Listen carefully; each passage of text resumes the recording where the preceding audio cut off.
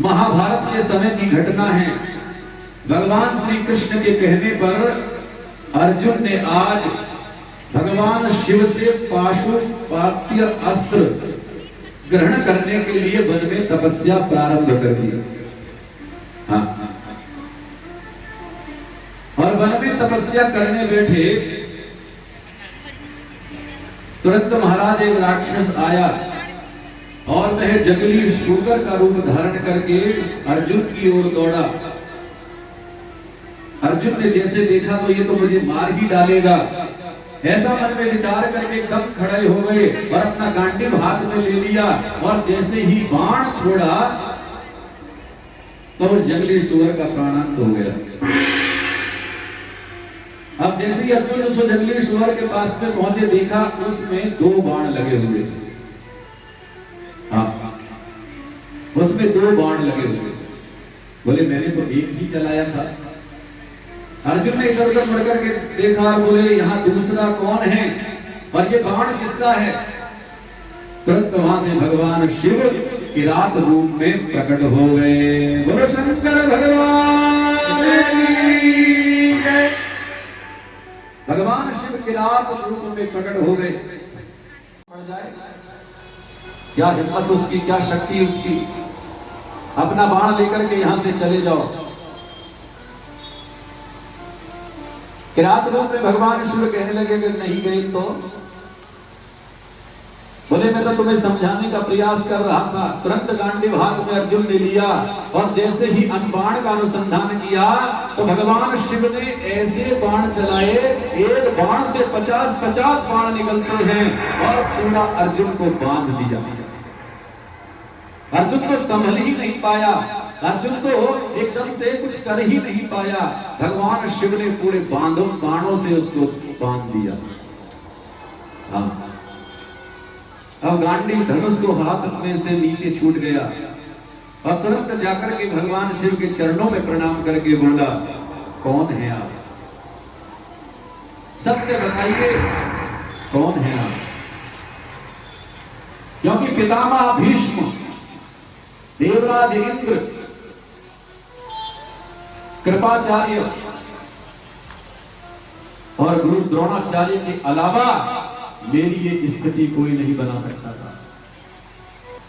पितामह भीष्म और गुरु द्रोणाचार्य के अतिरिक्त मेरी ये दशा कोई नहीं कर सकता था।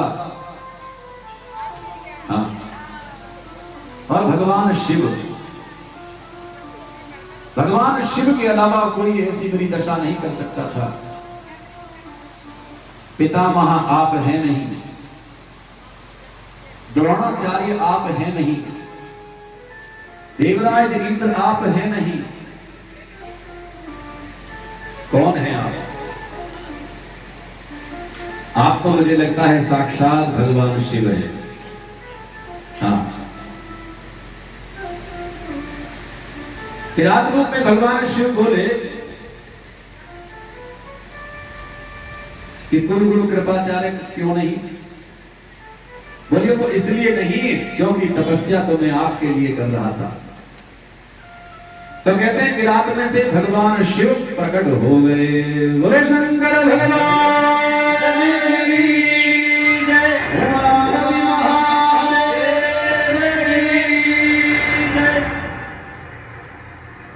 उस किरात में से भगवान शिव प्रकट हो गए और कहा वरदान मांगो। अर्जुन ने पाशुपात्य अस्त्र की याचना की और भगवान शिव अपना विशेष पाशुपात्य अस्त्र लेकर के वहां से अंतर ध्यान हो गए। बोलो शंकर भगवान की, उमापति महादेव की। तो शौनक जी कहते हैं कि हे गुरुवर, ये श्रावण का महीना भगवान शिव को प्रिय क्यों है? क्यों की जाती है श्रावण के महीने में भगवान शिव की पूजा? और क्या होता है श्रावण मास में पूजा करने से? और अस्माकं परम सौभाग्येन इस बार तो श्रावण का महीना अधिक पड़ गया है। हाँ, वैसे तो हर चौथे वर्ष में हर 3 साल बाद 1 मास अधिक हो जाता है, 1 वर्ष अधिक होता है, 1 मास अधिक होता है। कभी माघ का महीना अधिक पड़ गया, 3 साल हो गया, जिसे लौंड का महीना भी बोलते हैं। हाँ, कभी चैत का महीना पड़ गया, कभी फागुन का महीना पड़ गया, लेकिन इस बार 45 वर्ष बाद ही ये श्रावण का महीना अधिक मास के रूप में आया है। बोलो शंकर भगवान की जय। अधिकस्य अधिकम फलम। हाँ, क्योंकि इस अधिक महीने की रचना करना भगवान नारायण के हाथ में था। उन्होंने ही इस अधिक मास को बनाया। वैसे तो प्राय 12 महीने होते, चैत्र बैसाख ज्येष्ठ आषाढ़ श्रावण भादो ग्वार कार्तिक अगन पूष माघ और फागुन, 12 महीने होते हैं। लेकिन हिरण्यकश्यप ने वरदान मांगा था ना कि ना मैं जल में मरूं, ना थल में मरूं, ना ऊपर मरूं, ना नीचे मरूं, ना मुझे कोई शस्त्र से मार सके, ना कोई अस्त्र से मार सके, ना नर से मरूं, ना किसी मनुष्य से मरूं, ना पशु से मरूं। और सुनो, ये जो 12 महीने हैं ना, इनमें भी ना मरूं। तो ये 13वां महीना भगवान ने उसी के लिए बनाया था। बोलो जय भोलेनाथ। जय भोलेनाथ। अधिक मास के रूप में। अच्छा, हिरण्यकश्यप राक्षस के लिए मारने के लिए इस महीने को बनाया था, इसलिए इसको मल मास भी कहते हैं। हाँ, मल के समान है मास, मल मास भी बोलते हैं इसको। अच्छा, मल माने तो दुष्टा भी होती है, मल माने तो अज्ञान भी होता है। तो इस मल मास को बड़ा कष्ट हुआ, बड़ी पीड़ा हुई। भगवान नारायण के पास में जाकर के पहुंचा, अपना दुखड़ा रोने लगा। भगवान नारायण ने कृपा कर दी।